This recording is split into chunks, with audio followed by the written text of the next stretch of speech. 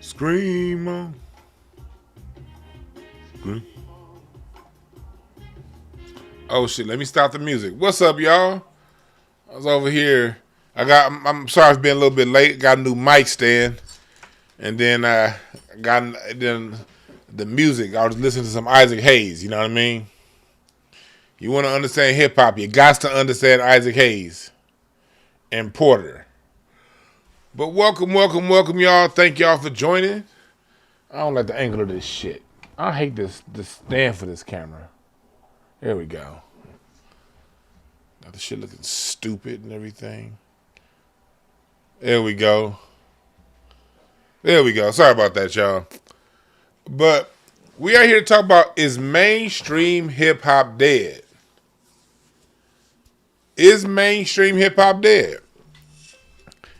I say yes, and I thank God that it is. And we've been headed here for a long time. There was an article released saying that for the first time since 1990, there are no rap hip hop songs in the top 40. For the first time since 1990. What we see in the charts is hits all over the place, but none of them are hip hop.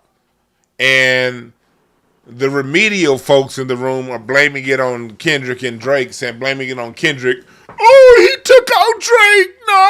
No, that's not what it is. That's not what it is. The record labels told y'all back in 2023 that they are moving their attention away from hip hop. And all Kendrick did was expose the real from the fake. And when it comes to real hip hop, outside of an exception here or two, hip hop should not be a mainstream form of music. It's always been, when hip hop was always at its best, it was regional and it was current to the people of Black America. You dig what I'm saying? Ice Cube was not mainstream in 1991 when he dropped Death Certificate. Nas was not mainstream in 94. Hell, Tupac wasn't mainstream. He kind of was getting there because of the movies. And then when he came to Death Row. But pre-Death Row, Tupac was not a mainstream artist. UGK weren't mainstream. Outkast wasn't mainstream. When rap went mainstream, it got into, you can call it the bullshit stream. So there's been a whole lot of talk about there not being any hip hop in the top 40. My brother, check out the video from the company, man, his channel. He did a good breakdown. He does. Company Man just does a great breakdown of the top 40, the top 50 list anyway. That's his lane when it comes to this, and he does that lane very well. And yeah, go check his out when it comes to that. But let's look at this. Let's look at this article. It was this Billboard headline that turned me on to this. This Billboard magazine headline. And then it said, continue without disabling. No, I do not support you, Billboard.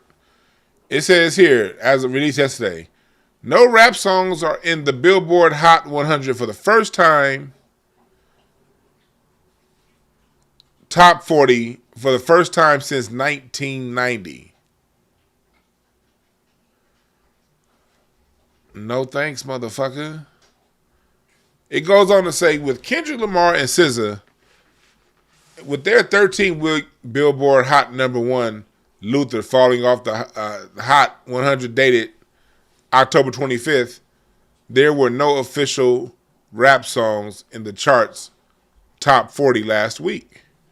The highest ranking rap song, defined as a song deemed eligible for charting on Billboard, was NBA Youngboy Shot Calling at number 44. Cardi B's Safe and Hell at Night at 48 and 49 respectively. Appreciate the super chat, Felix Speaks. Much appreciation on the super chat. Appreciate y'all for supporting. The last time before that, there were 0 rap songs in the top 40 of the Hot 100. You have to go all the way back to February 2nd, 1990, when the top ranking rap song was Biz Markie, Just a Friend, which had climbed to number 41 on the charts. Look at this. It said recent rule changes to Billboard's Hot 100 methodology did play a part in the streak coming to an end. For the chart dated October 25th, descending songs were deemed recurrent. My bad. I'm over here reading like some of these podcasts I be talking about. And removed from the chart if they had exceeded certain durations on the chart while also falling below certain updated chart thresholds. For instance, if they had fallen below 25 after spending over 26 weeks on the chart, that particular change resulted in the departure of Luther, which had fallen to 38 on previous week's Hot 100.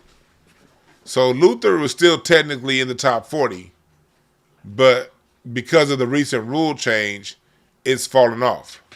However, with Luther and 7 other songs in the top 140 going recurring on October 25th, chart following the rule change, there was also extra opportunity for songs below them on the charts to rebound into the top 40 and reach it for the first time. No rap songs were close enough to the threshold to be able to make that jump. So I'm not going to read the whole article, even though the article isn't that long. You see here, like they do with their rules all the time, they are switching the rules. Now, let's get into why this is important. Let's break this down into why this is important. Let me tell you why it's important. Let me go and find that article. Let me find the other article. Let me see, hold on one second before I start.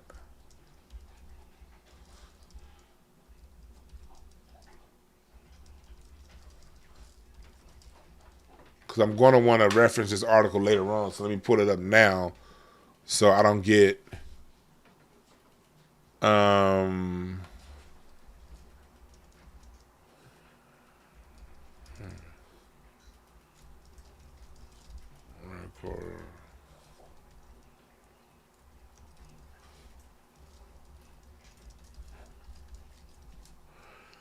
let me see.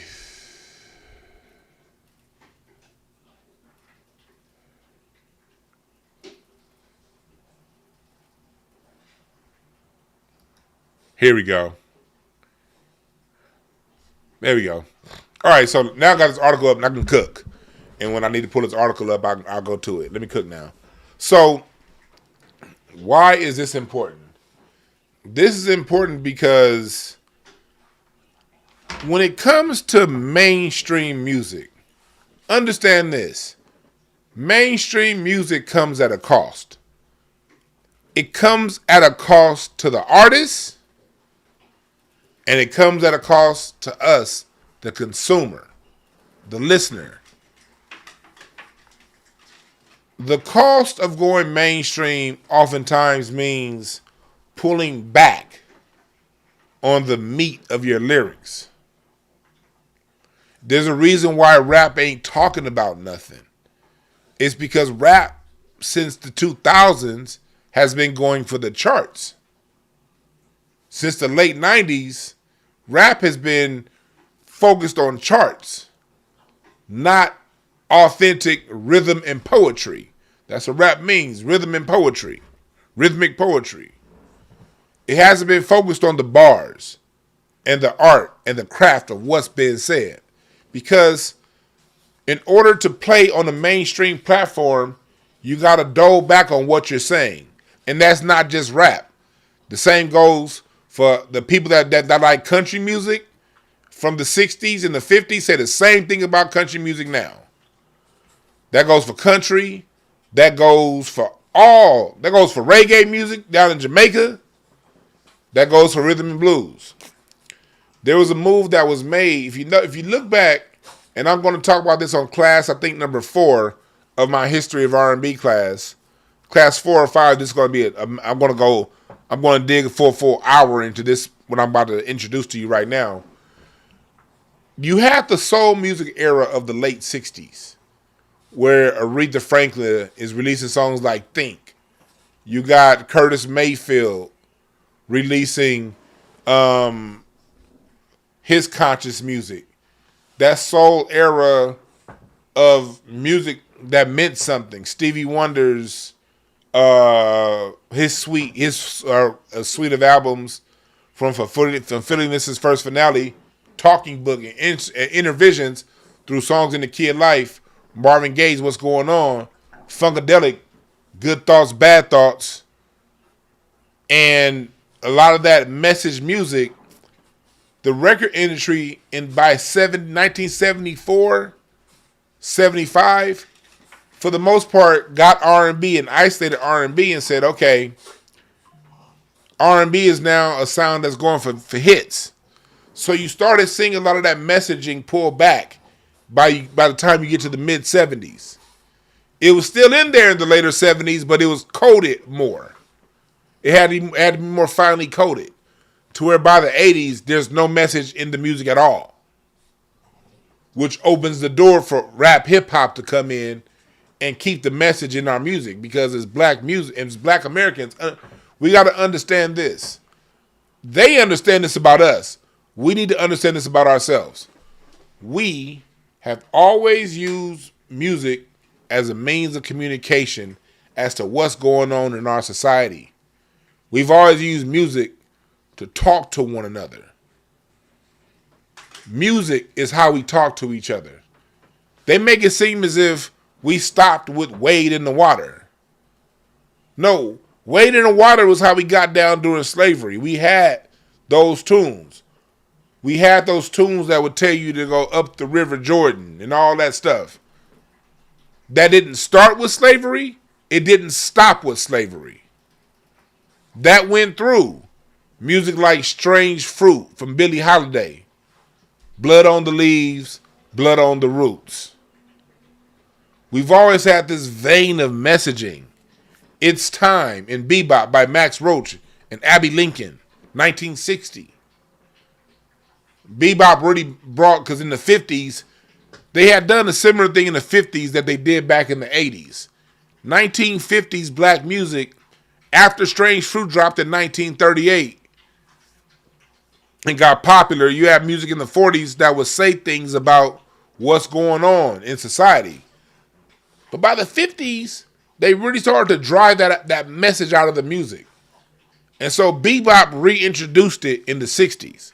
What we're going through is not new. This has been a tug and pull, push-pull relationship between the black American and the United States government that wants to suppress us at every turn. This has been a constant fight. Our music. They really focus on our music because our music always brings us back and gives us messages as to how to get to the next level. And there's always been a fight to fight that. And when you only listen to these hip-hop dickheads talk, you think all this shit is new. And it's not new. That's why I keep saying, like, hip-hop, 90%, 95% of your hip-hop talking heads don't need to be talking about our music because they ain't studied shit outside of hip-hop. This is old school. This is old shit. Hip-hop is just the newest form to run into this machine that we up against. You dig what I'm saying? Because hip-hop was a savior for us in the 80s and the 90s because they hadn't gotten R&B yet. R&B was still OJ's message in our music. You know, you had For the Love of Money. You know, anything Gamble and Huff. You dig what I'm saying? We always had those messages. Smiling faces. Sometime pretend just to be your friend. Smiling faces show no traces of the evil that lurks within. Can you dig it? What y'all know about that?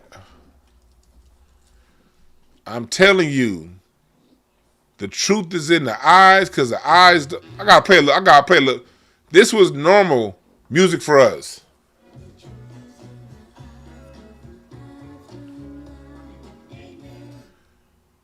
That was message music.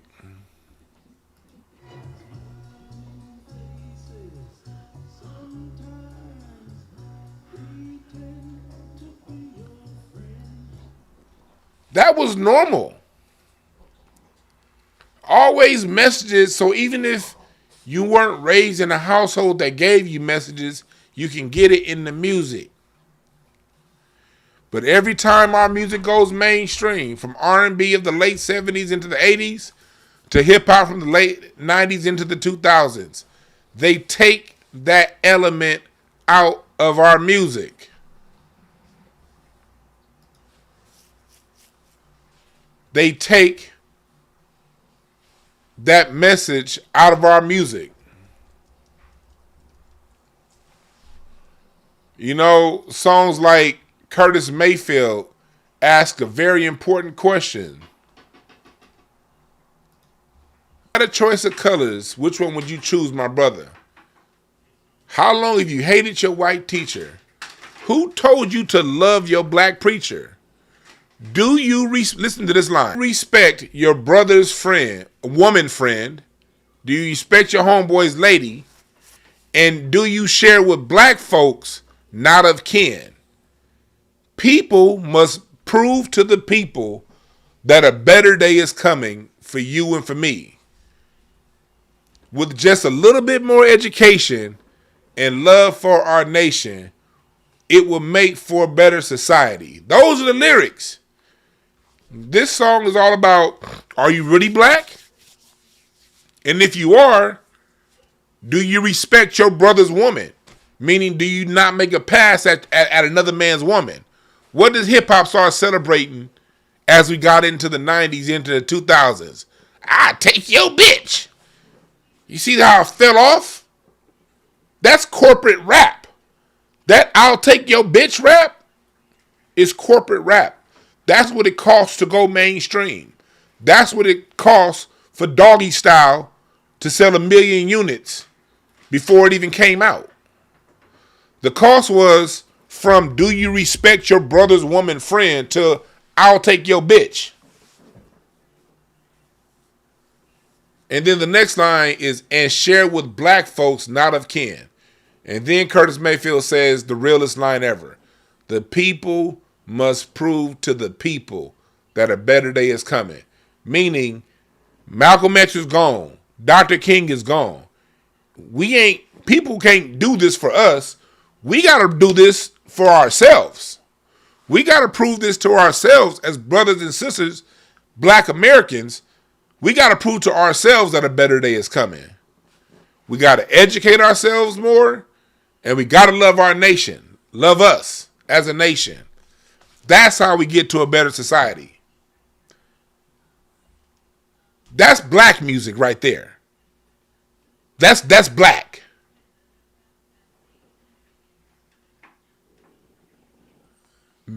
What it takes to go top. See, Curtis Mayfield ain't got no Grammys. Curtis Mayfield ain't got many mainstream pop hits. He charted on the R&B list. But Curtis Mayfield the rules ain't changed, is what I'm trying to tell y'all. These hip-hop podcasts will make you think that, oh, this is just hip-hop. No, nigga, this is the same. Hip-hop is going under the same old nigga rules everything else we've created goes under. If you want to put some music out there that's in the DNA of how we get down with the messaging in our music, then you got to sacrifice the mainstream. But what's that going to mean? That's going to mean you hip-hop niggas got to stop celebrating the mainstream. The mainstream wasn't never shit for us to begin with. That's what niggas don't understand. The mainstream ain't a motherfucking thing to be chasing. Because at what cost?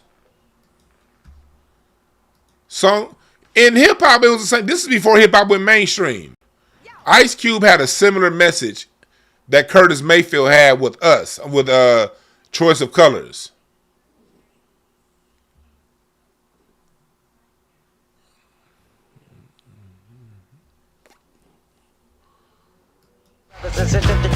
Have a lack of understanding. Oh, what it. Tell me who unleashed our animal instinct, and the white man sitting there tickle pink, laughing at us on the avenue. This is Ice Cube talking about, can you tell us who unleashed our animal instinct? And the white man sitting there tickle pink, laughing at us as we sit on a corner drinking brew, busting caps on each other. We can't enjoy ourselves because we too busy jealous of each other's wealth. But coming up is just in me, but the black community is full of envy. Too much backstabbing while I look up and I see all the Japs grabbing every vacant lot in my neighborhood, build a store to sell their goods. To the county recips, you know us po niggas, nappy hair and big lips. 4 or 5 babies on your crotch, and you expect Uncle Sam to help us out. What's going on right now in the government? Question. What's the big news right now happening with the government? Government shut down, right? Did Cube not question the behavior of us as a society? This album was released 34 years ago yesterday. Yesterday was the 34th anniversary since this album dropped. This is hip hop before mainstream.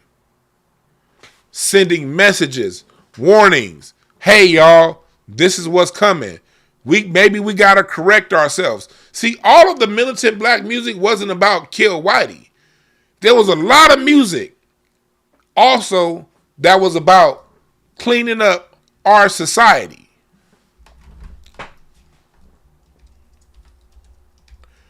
We just breaking down music before it went mainstream. Songs like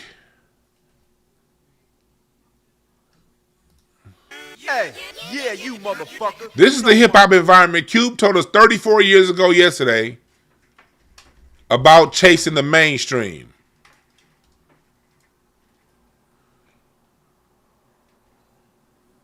Let me get to the part because I can only play a song for 10 seconds.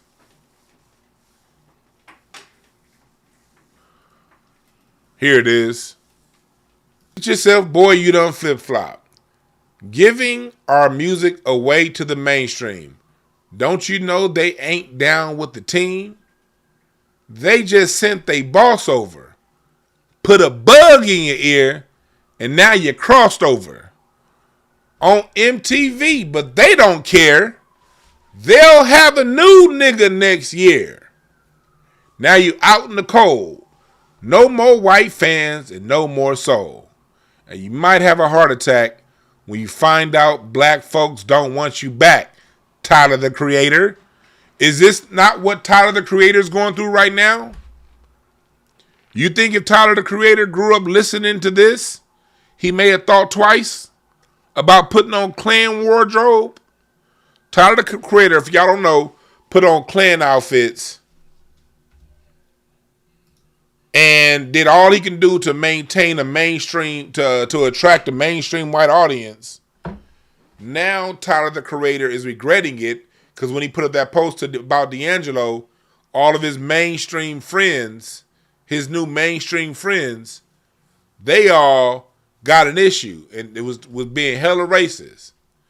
And now he's looking around wondering what's going on. What are black folks saying, Tyler the Creator?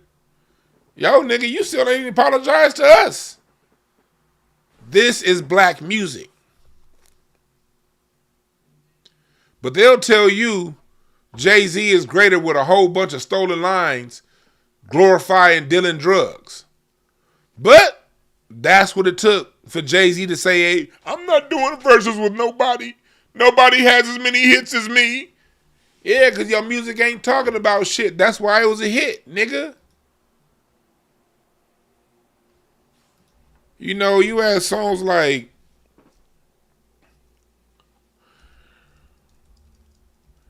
black music, and Earth, Wind & Fire did the best job of going really, them and Stevie Wonder, of really being mainstream during their time and still having a message for you. You know?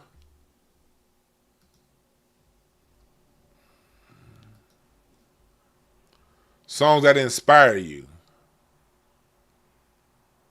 All about love. This song is a whole message. It's like a Bobby Hemmett level lecture about inner love and outer love.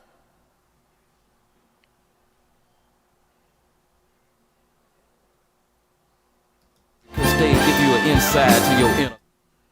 Let me see.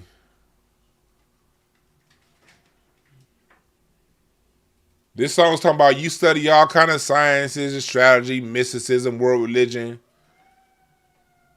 And the only purpose of studying these disciplines is to give you an insight to your inner self.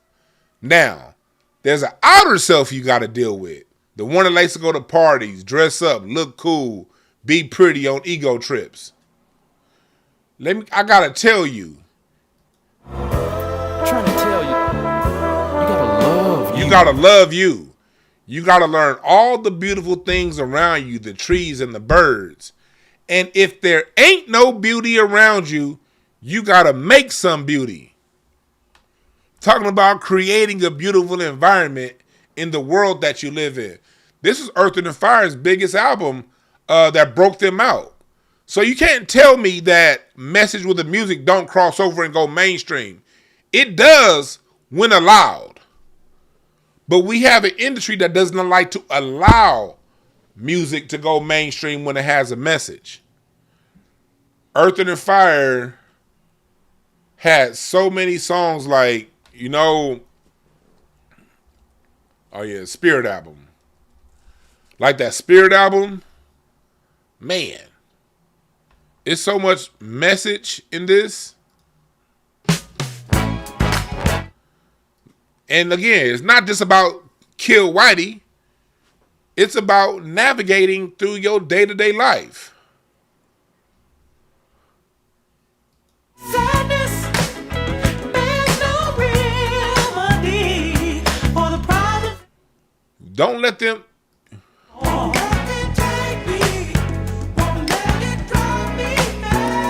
That song's all about not letting the world's issues drown you out.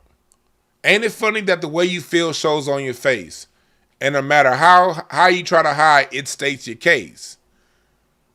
Now you're trying to turn your frown to the ground. You never let to see the good things all around.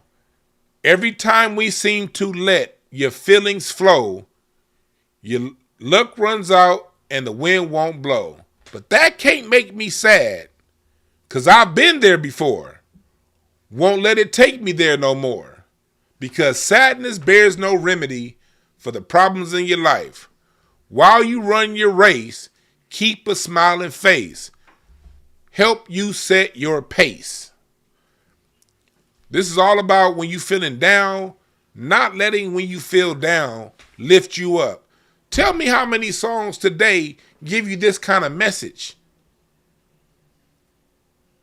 This is the cost of trying to make everything and force everything mainstream. When you try to force everything mainstream, you don't get these messages.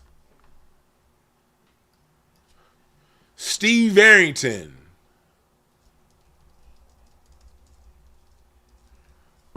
This drum sample was sampled so much. This is positive music right here. Funk didn't go mainstream, or they ain't got the lyrics to this. They ain't got the lyrics. You but you.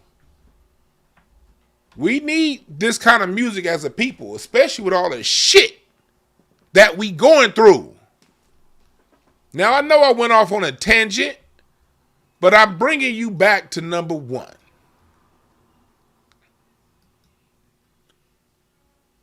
The mainstream says that it's done with hip hop. And that's a good thing. Because now we can get messages back in our music. If our artists understand that, hey, that deal ain't coming your way. So you may as well write from your heart and go find an audience. And they warned us about this 2 years ago.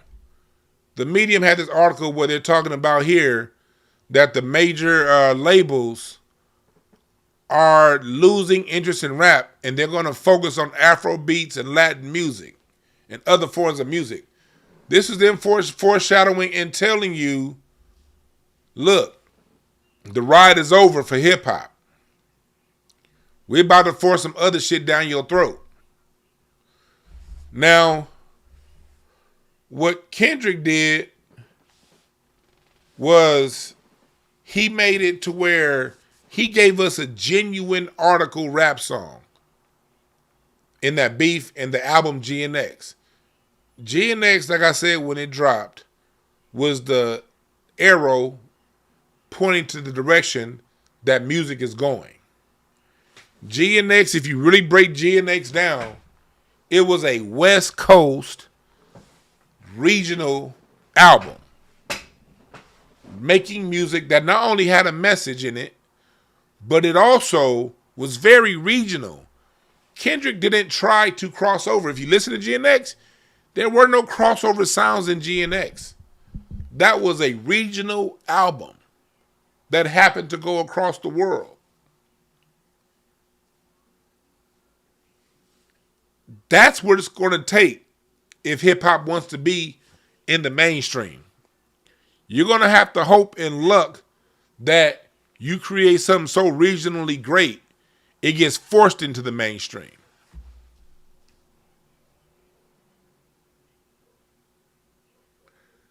And also look at what happened. The last 2 months, what have we been inundated with? This Cardi B release and the Drake Iceman release. They spent the summer with this whole Drake Iceman promotion, and that shit went all this, they've been trying to force Cardi B down our neck, and her shit is it's showing that the people that they putting in front of us ain't working. What happened with Nicki Minaj? Nicki Minaj just scrapped her album release. Y'all see that? Now, look at the other move being made for the non-mainstream. Chris Brown was somebody they pushed out of the mainstream. He just finished a whole arena tour without their promotion. Look at NBA YoungBoy. He's not on the top 40. But NBA YoungBoy, like his music or not, it just so he's selling out arena tours, basketball arenas. What did I tell you? The sound is going back regional, and the sound is going back to people finding their own audience. For the old school, look at Ice Cube. Ice Cube just finished an arena tour also. Ice Cube, 45 years later, after he done came out, I said 45, 35 years. No, Ice Cube been out 40 years. Ice Cube just did an arena tour. I was there at Staples Center. That shit was packed. He did a 3-hour show. No backing track, all lyrics. All by himself, no opening act. So, just because something is leaving the mainstream don't mean it's dead. When it leaves the mainstream, that's our chance to make it back and be authentic. And it's not to say that, there's people in the mainstream who aren't authentic, but let me tell you how they release their shit. When you want to get in that groove, it's very calculated and curated what gets released. And there are some that make through without, and they still hold the integrity of their music up. But that's the exception and not the rule. Somebody said Iceman didn't even drop it. He dropped 2 songs from Iceman yet, the Truth Seeker, and they both went. The reason why the Iceman album ain't dropped yet, because the 2 videos sucked. And the 2 songs he released off the album sucked. And nobody went into it. The same way no one bought and no one's listening to some sissy songs for you. Nobody cares about that.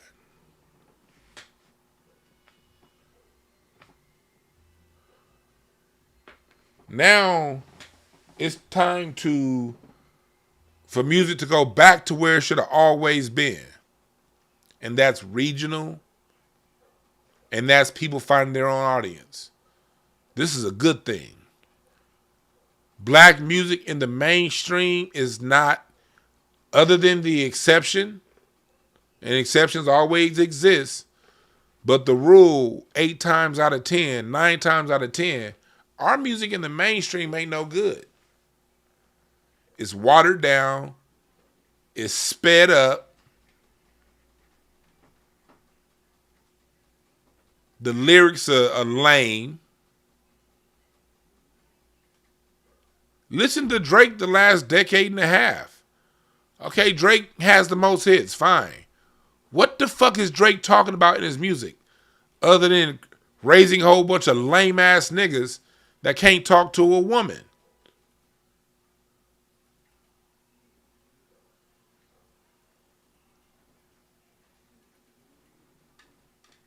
Lil Wayne. Yeah, hell yeah, Drake and Lil Wayne get the smoke. Because they wasn't talking about shit. See, I don't mind saying that because if I'm wrong, then tell me what they said that was right. It's easy to shut me up if I'm wrong. If I say Lil Wayne and Drake ain't talking about shit, well, point me to the album that they did talk about something, and I'll shut up. I ain't talking about one line on one B-side of a song. I'm talking about a body of work.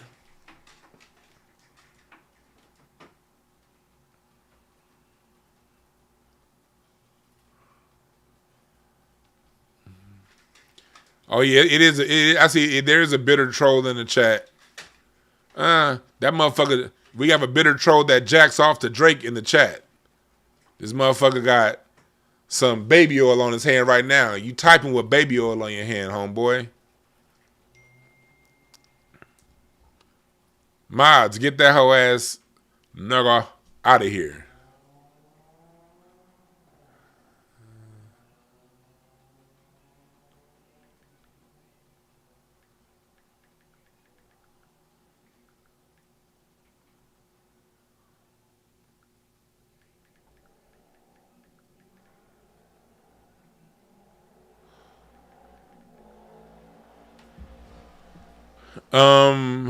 Yeah, so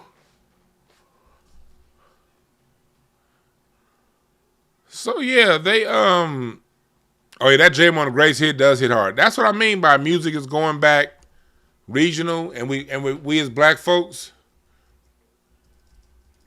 we are taking back sounds that we've left behind. That's the next move.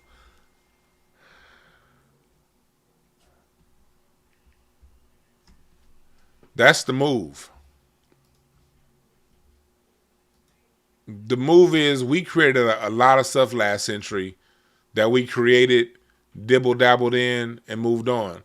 And you got to remember, part of the reason why, let's go back into why we moved on. A major reason why we moved on from a lot of our sounds is because the record labels stopped funding us in those sounds. It's not that sometimes we just be like, oh, why do we stop doing that?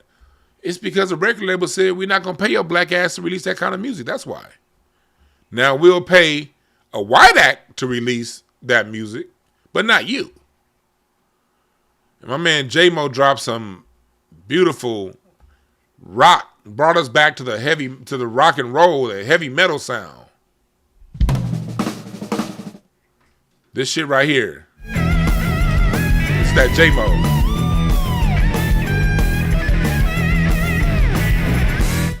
J-Mo and the Greats. This shit just dropped last Friday. It's not even a week old. It got some blues in here.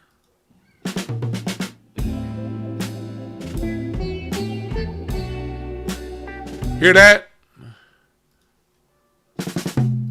Things that make life better. All of the things will become together. All of the things that keep.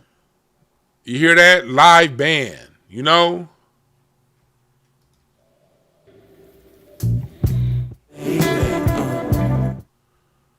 Straight up just fire.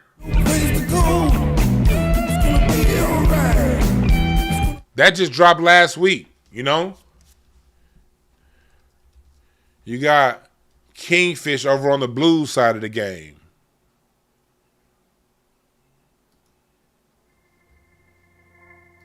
I put a spell on you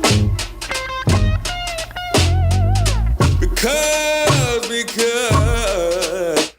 We are going back to our native sounds.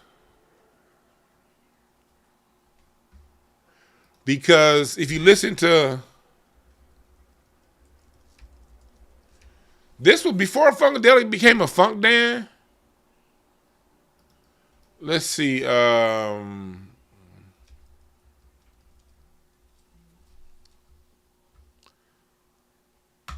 Before Funkadelic became a funk band, they were playing a lot of rock.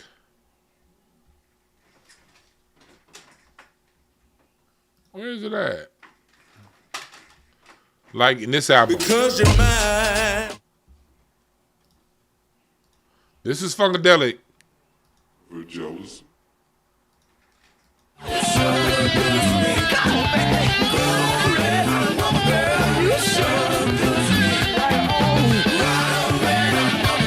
That's Funkadelic in 19 before they got the funk.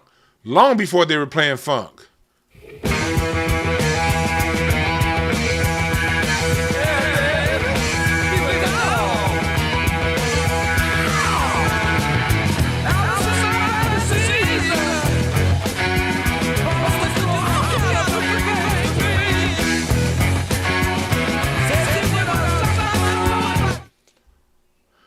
Come on now. Why did Funkadelic stop making music like that? Because they were told, no. Go make that black shit. Leave this to us. So it's not like black people stopped doing that voluntarily. If they wanted to release that next album, it couldn't be that.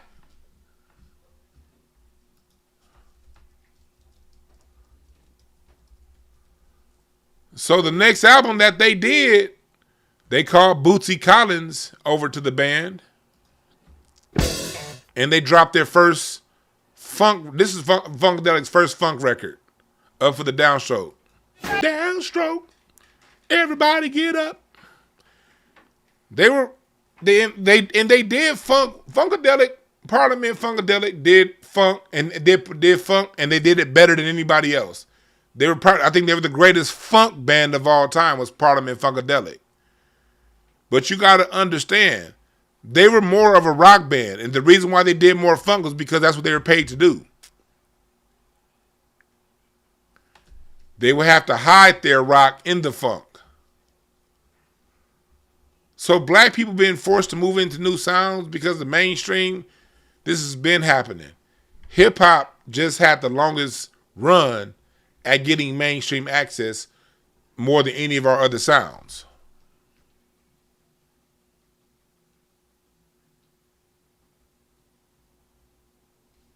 You dig what I'm saying? And when it comes to the metaphysical shit, if you want to know screw music before screw music, and you want a message for your life, Travel like a king.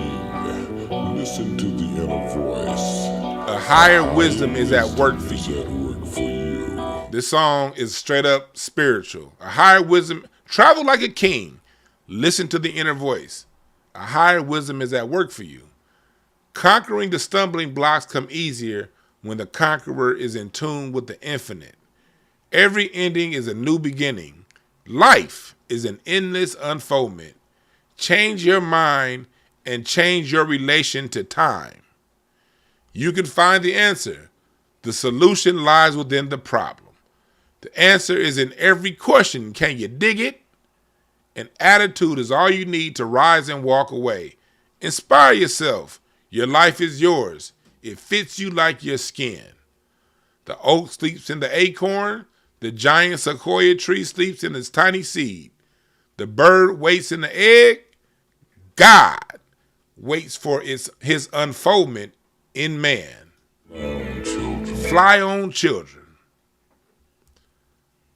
You don't think that these folks ain't got a reason to stop this kind of music from getting played? You think it's by happenstance? What we grew up on when I was in college was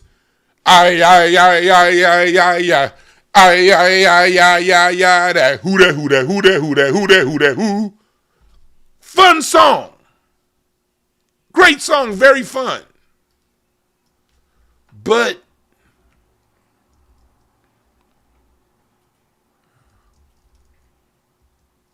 there used to be dance music that was just as danceable, even more danceable, but it had a message. One nation under a groove. Dance your way through your constrictions. It's a chance to dance your way out of your constriction. Here's a chance to dance your way out of your constrictions. Like, and I like that song, I like that and everything, but we used to be able to have a dance music that told you about something. I played this the other day on my class.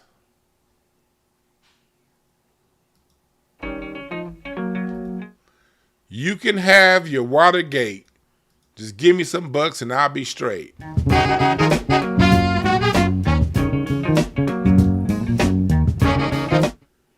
I need some money.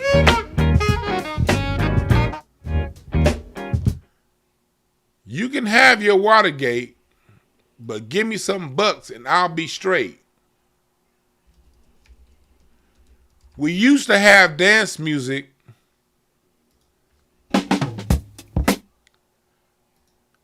that had a real deep message and told you about what the next step is in life.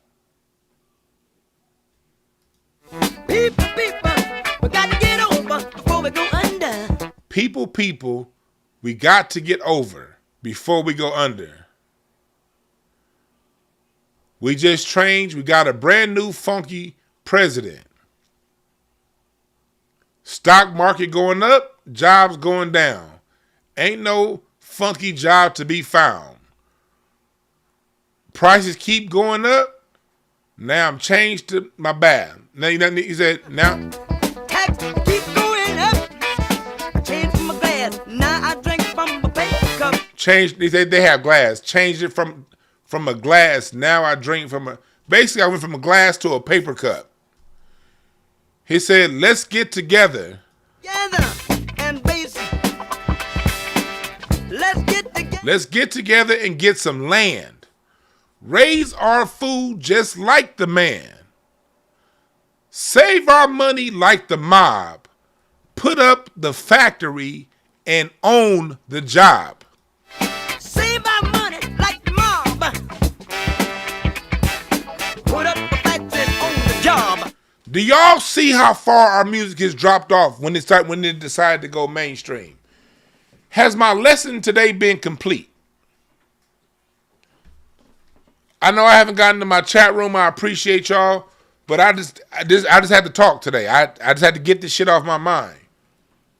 Because when I saw that article, I was like, thank God.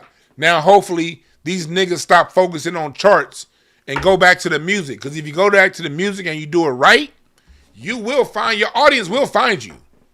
And you'll find your audience.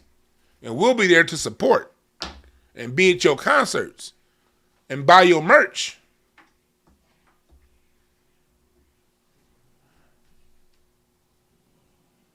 Do y'all see how we were able to still have a danceable rhythm and rap about putting our money together and buying some land?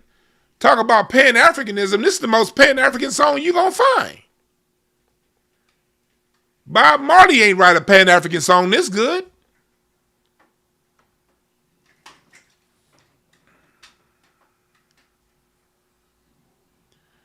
Yes, they dumbed our shit down big time.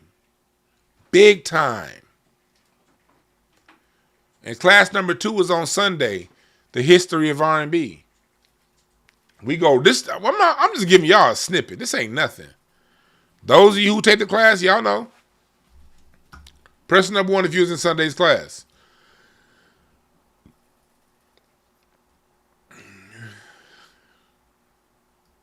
Because when we do it in the class format, brother, brother, brother, sister, sister, sister, we do it right. This how the classes look. We come in talking about breaking it down to the science of the sound. And this past Sunday's class was cultural context of America and talking about the precursor to R&B, 1920 through the 1940s. This coming class on Sunday, we're about to get into the meat and potatoes of R&B and what it really is.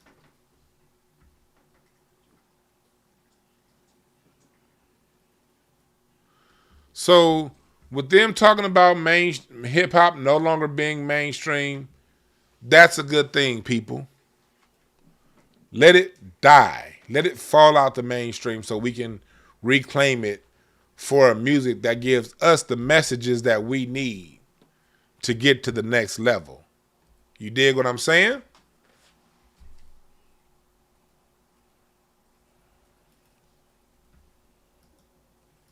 All right?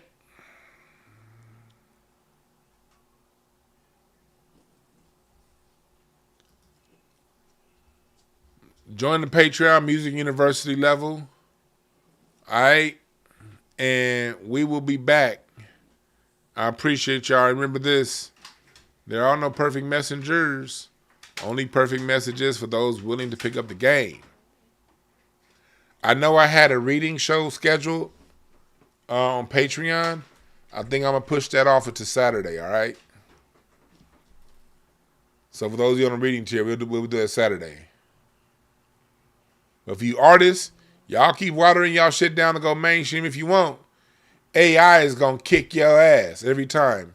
AI and Taylor Swift is going to kick your ass every time. Taylor Swift and AI owns the plastic, cheap, nothing pop music lane. Nobody's taking it from them. All right?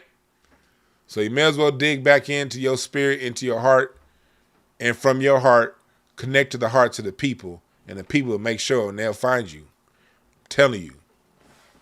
All right, y'all have a good one.